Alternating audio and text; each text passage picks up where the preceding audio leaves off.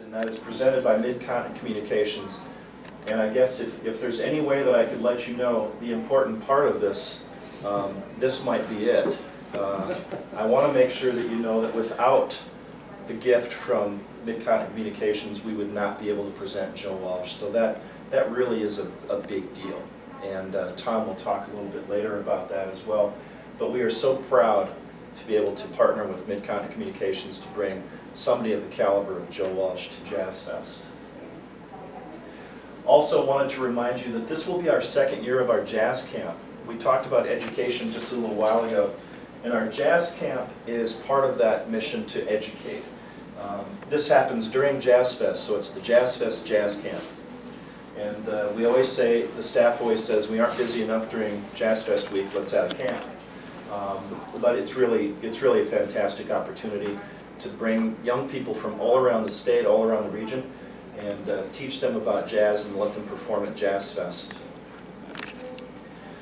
And also, this will be our third year of our JazzFest 5K race and fun walk.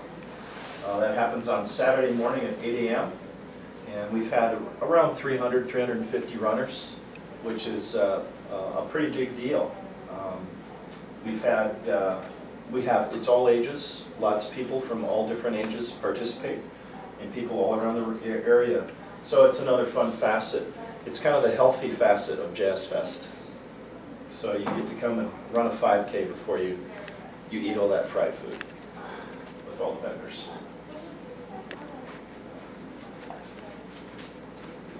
And of course, this will be our 8th year of partnering with South Dakota Public Broadcasting to present the best of JazzFest.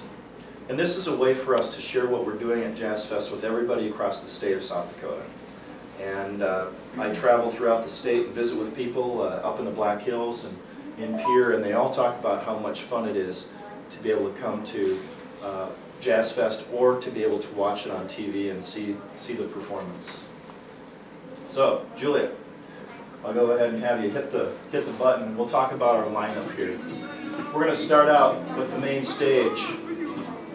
The first act that you will hear will be James Cotton.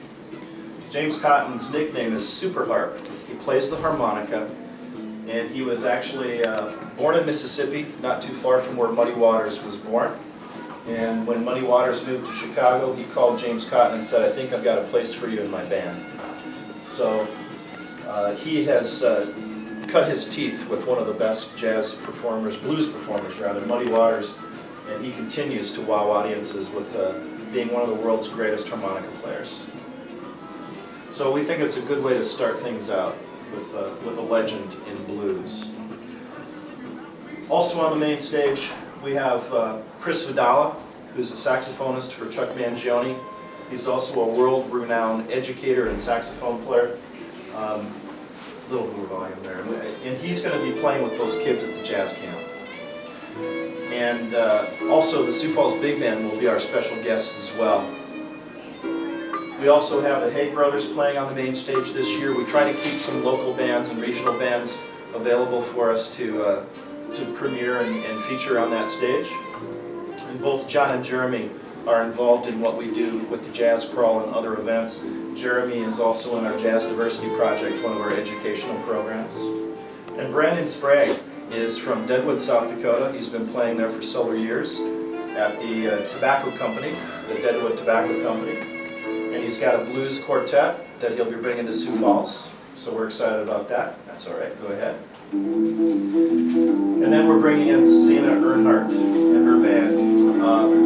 One thing I can say about Zena is she knows how to keep a secret, because we booked her back in November. Brianne sent me an email and said, "You've got to check this girl out. She's fantastic." And we listened to her music. She was just signed by Blind Pig Records, and she's from Rochester, Minnesota. And she plays with Father. Her father's a guitar player in the band, and she is amazing. So she'll be a lot of fun. She did a gig here at Old Schools, and a lot of people came up to me and said, "You should really bring her to JazzFest." Well, and they told her she should come to JazzFest. Well, she'd already been booked, so she kept a good secret too. But she's a fantastic artist. And also, we're bringing in a band from San Francisco called the Monophonics. the Monophonics were voted San Francisco's hottest band. They are a funk band, kind of a soul retro style band. They've been featured at all kinds of festivals all around the Midwest this summer, and they're a 7-piece band, so we think they're going to be a lot of fun. They're going to play on Friday, so we're calling our Friday Funky Friday.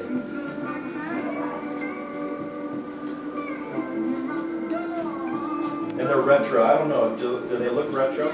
They're wearing hats. I guess that's retro, to wear a hat. So.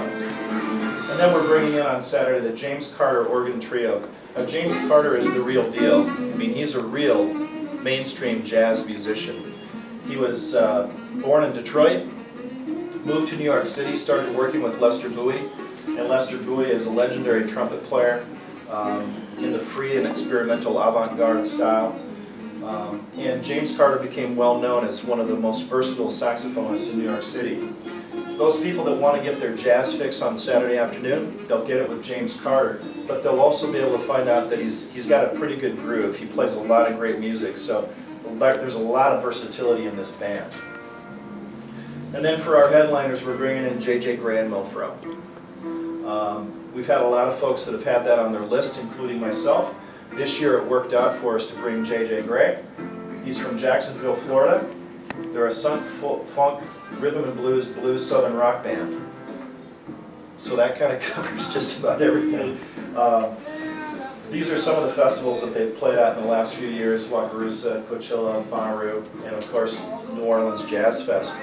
And a lot of people are big fans of J.J. Gray. One of our other headlines that we're bringing in this year is Soul Live. This is a powerhouse trio from Woodstock, New York. It's guitar, organ, and drums. They have a huge following as well, also playing at very many of the festivals that I just mentioned. They're jazzy, but they're also bluesy, and they're definitely funky. They're part of our Funky Friday. Guitar, drums, and organ. And then on Saturday, leading into Joe Walsh, Robert Randolph, and the Family Band. This is gospel meets Jimi Hendrix. This is going to be great. He's from Nashville. He plays with his brother and his cousins. They are truly a family band. Eric Clapton has recorded with them. ZZ Top had them come on tour. Dave Matthews has worked with these guys. And I think that they're going to be an incredibly high-energy band.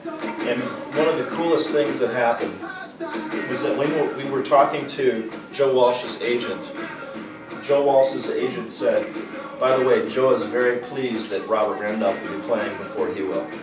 So that tells us that Joe and Robert are good buddies. And Robert actually emailed us and let us know that he was excited about finding out that Joe Walsh was on the bill too. So it's always fun to hear that kind of synergy going to happen on JazzFest Saturday night.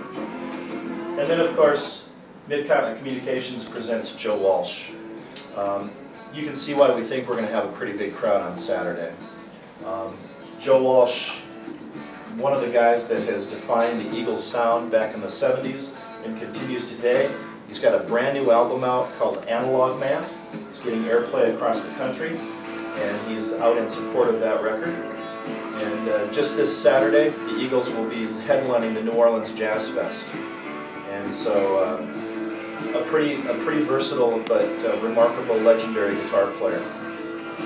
And at this time, I'd like to let Tom Simmons, who is the Senior Vice President of Public Policy, come up and share with you a little bit about Mid-Continent Communications and their plans for Joe Walsh and their partnership with us next time. Thank you, Rob. I'm Tom Simmons, that's T-O-M with one T. I think you all know about our company, so I don't have to talk about that. That's probably irrelevant for this crowd anyway. The real point of my being here is to share with you maybe one of the reasons why we're presenting Joe Walsh. When Rob told us about the lineup that we have coming up this summer, and he didn't give us any names, he just told me it's a spectacular lineup covering a lot of different genres of music, and culminating with Joe Walsh, the possibility of Joe Walsh. It struck me as something that would certainly put JazzFest in a bigger and bolder spot on the map. And already since our announcement 3 weeks ago, I've heard some very encouraging and very surprising things. I was in the northwestern part of North Dakota not long after our announcement, and people were coming up asking about JazzFest and Joe Walsh, and is it true?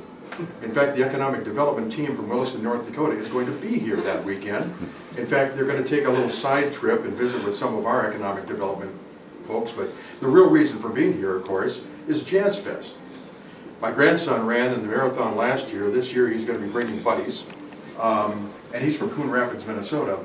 I think by bringing in a major headliner like Joe Walsh and his attachment to the Eagles, who are playing at some of the major festivals across the country, it's going to help us promote JazzFest for years going forward.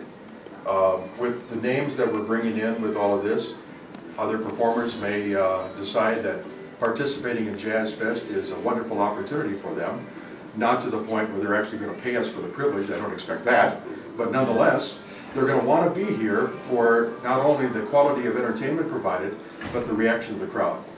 I think we've demonstrated over the years that JazzFest is absolutely a stellar event all the way around, not only by what you see on the stage, but what you see in the audience as well.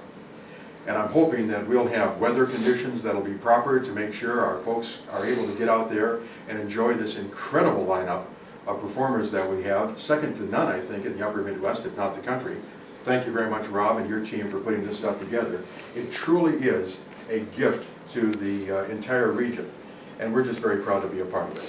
So congratulations to you and the Jazz and Blues Society Board, Miles, for the work that you folks do, and also for the incredible lineup that we have in the concert series coming up next year. I think it's also wonderful that we had to move the date because of another major event going on in Sioux Falls. A lot of people are out there saying, what is it with this Sioux Falls? Well, let them keep guessing, and more importantly, let them come and experience it for themselves. So thank you, Rob, for the opportunity. It's our privilege to present Joe Walsh at JazzFest. Thank you.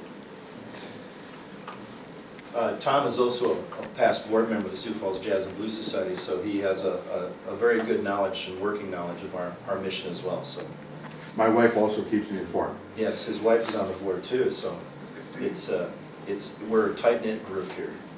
A couple of things to wrap up.